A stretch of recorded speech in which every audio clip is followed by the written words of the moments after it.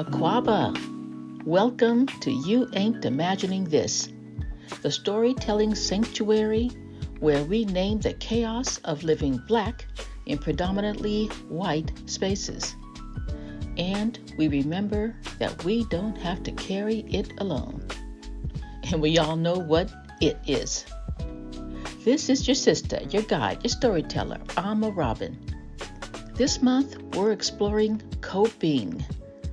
Not just the way we survive, but the cost of survival when it comes through high-effort coping.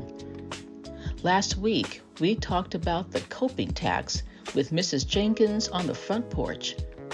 Today, we're entering into a story, a folktale, because sometimes stories carry truth in a way that nothing else can. You're going to hear about stones and rivers, but really, this story is about us and about what we carry and what we can finally set down. Before we begin, I just want to make two requests of you.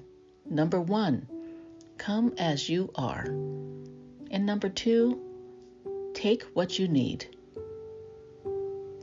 I hope that you are finding small moments of peace today and places where you can breathe. In fact, let's take a breath together now. So inhale through the nose and exhale through the mouth.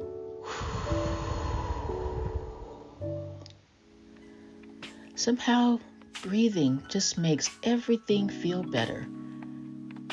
I know many of us think that breathing is an individual thing, and yes, it is. But when we breathe together, when we take a collective breath, that is just a completely different experience. It's uplifting, it's healing, it's rejuvenating. It is perfect. So I'm glad we took that breath together before we hear our folktale. The weight we carry.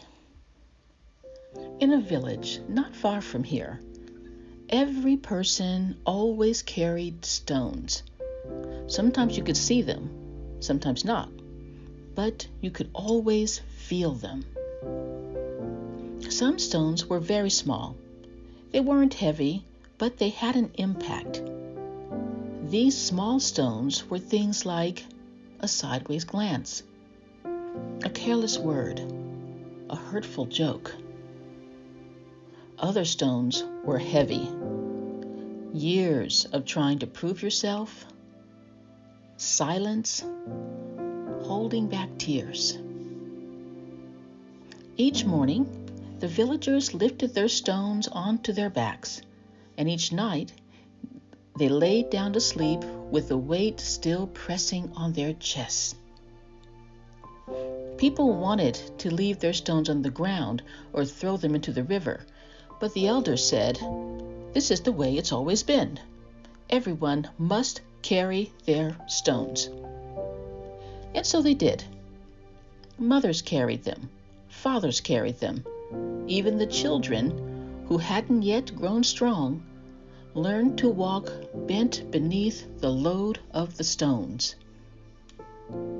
Sometimes parents handed their stones to their children, or people picked up stones and carried them even when they weren't theirs to carry.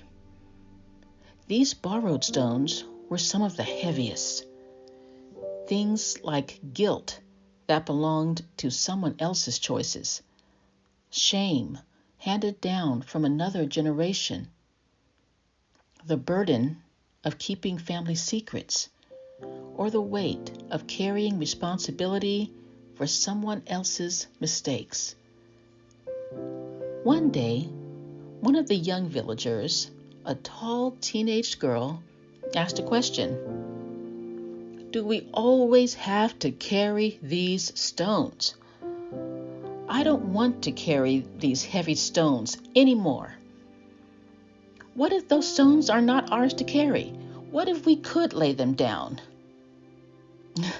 The people laughed. "Child, don't be foolish. These stones are the price of living. Without them, who would we be?" But the girl didn't argue.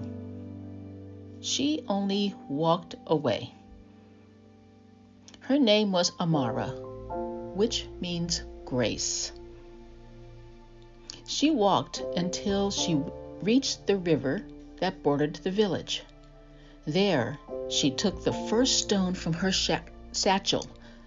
It was marked with the word silence. She looked at it for a long time, remembering how heavy it felt in her satchel. Then she placed it in the water.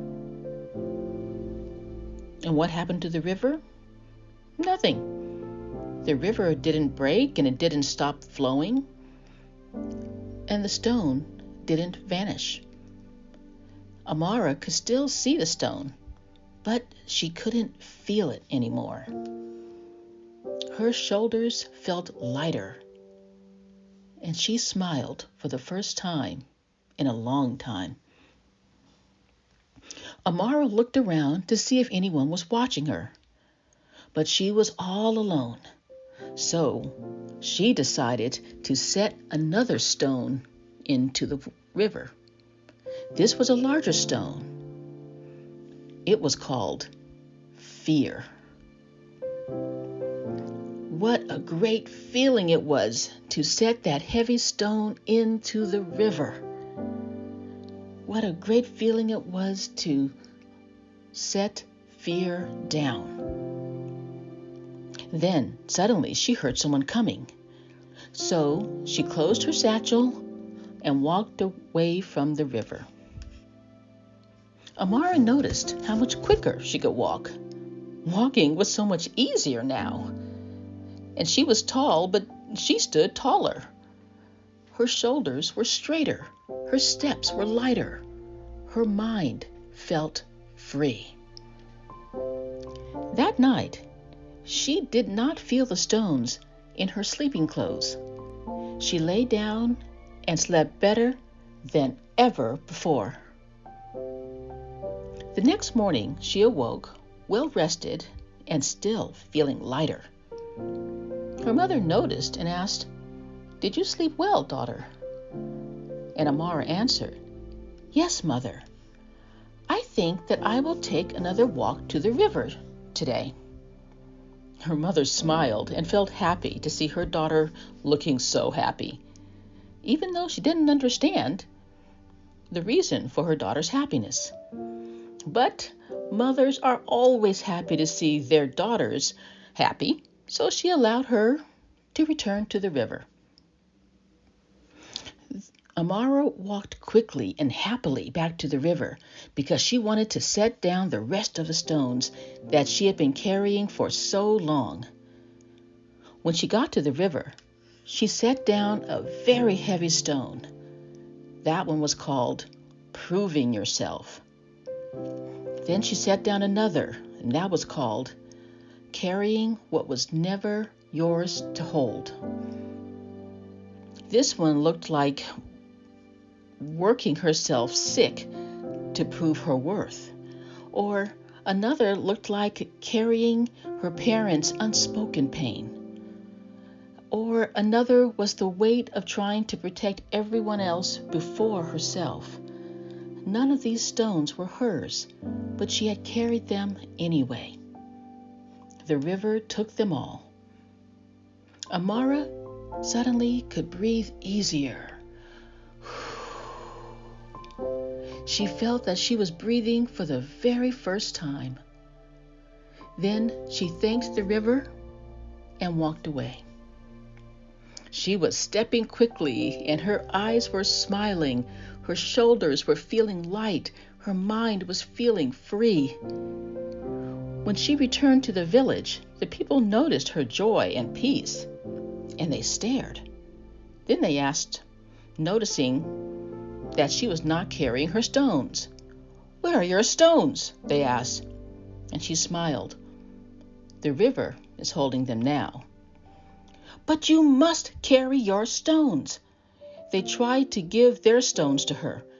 They were afraid of what would happen to her if she didn't have the stones to carry anymore. She wouldn't take any of the stones. Instead, she said to them, "You can take your stones to the river too." The people looked confused, and they weren't sure about that. But slowly, one by one, the villagers followed her path. Some carried one stone to the river, and some carried many. And though the stones remained in the river, their bodies and their minds could finally rise and feel free and feel unbent. For the first time, the villagers walked taller. Their backs straightened. Their laughter returned. Their eyes brightened. They protected themselves by learning from Amara. Never again would they pick up stones that were not theirs to carry. And when the weight returned, as it always did, they remembered the river. They returned again and again, setting the stones down before they grew too heavy. The end. Asante Sana, thank you so much for listening to this folktale. Many people wonder why I like folktales so much, and I like this one in particular. I chose this genre for a reason. Folktales are how people have always told truth and passed wisdom, through story, through metaphor, through rhythm. They allow us to see ourselves and our struggles in ways that are simple, but also profound. And this story of stones and rivers is really a story about coping, how we survive and how we might survive differently. I hope that you felt the importance of the stones and the river and setting things down. I know I did, but if you didn't, that's okay too. We're all here in this together. When the villagers, let me explain a little bit more actually, because when the villagers left their stones in the river, they weren't just making an individual choice. Each person felt lighter, that's true, but the whole village was transformed. That's the power of collective coping. But see, many of us think that coping is an individual thing, and in some ways it is. But it's actually more than that. We need both individual coping and collective coping. We cannot heal all alone. And we can't heal only in a group. It really does take both kinds of coping. The stones in this story are the coping strategies that we've been forced to carry. I hope you recognize them. I feel them, unfortunately, too much. The silence, the code switching, overworking, smiling when things hurt. There's the dealing with the microaggressions, the hypervigilance. There are so many ways that we cope, and they help us to survive, but they also weigh us down. Some stones aren't even ours. That's true. Sometimes we carry other people's stones. Guilt that we inherited from someone else's choices. Shame that has been handed down through generations. The pressure to carry family secrets. The burden of protecting everyone else before ourselves. These stones are heavy because they never belonged to us in the first place. But yet, they're still in our satchel. They're still on our back. They're still weighing us down. And we don't even know how they got there. They've just always been there. The young villager, Amara, showed us another way. She set her stones in the river. The stones didn't disappear, but the water held them so her body and her mind and her spirit and her soul didn't have to. And notice what happened when the others followed. Remember, at first they didn't want to, but then slowly they began to follow her and to try what she tried. Their backs straightened, their laughter returned, their eyes brightened, and the village protected itself by remembering Amara's lesson. They didn't want to carry around or pick up the stones anymore that they weren't theirs to carry or that weren't helping them. And when the stones returned, when the weight returned, they knew where to go and what to do. They returned to the river again and again before the stones grew too heavy. And they went alone, and sometimes they went in groups or collectively, because coping can happen, has to happen on different levels. I know Western society says that, we should be rugged individuals. We should have to carry all this alone. We have to release all this alone. The self-help and, the self-love and all these things are just about the self, just about the one, the individual. But I know that for me, the collective, the community brings so much more power and so much more possibility. And that is the power that I think we need to remember. And that does bring us back to coping. There are actually, as I said, there's collective and individual coping, but there are also unhealthy coping strategies, like the silence, like the code switching, like the feeling to prove yourself over and over again, that drain us. But there are also healthy coping strategies, both, again, individual and collective. Individually, we can rest intentionally. We can build rituals of release, humming, as we did in the previous podcast show, journaling, prayer, dancing, tai chi. We can connect with joy through laughter, music, storytelling, and play. We can protect our health through exercise, through boundaries, through therapy, and through time in nature. And collectively, we can lean on each other. Porch talks, community meals, choirs, drum circles, book clubs, family reunions. We can gather in spaces where our culture is alive and our stories are honored. We can carry the load together so that no one bends alone. And healthy coping is not just about surviving. It's about remembering that we are not meant to do this alone, and that together we can set it down. We can set down what was never ours. And so maybe this week, maybe you can name one stone. Maybe it's silence. Maybe it's the need to prove yourself. Maybe it's guilt. And imagine yourself placing it in the river. Watch it sit there and stay there, and notice how your body feels when it no longer has to carry that weight. Because not every stone is ours, and not every burden has to be carried.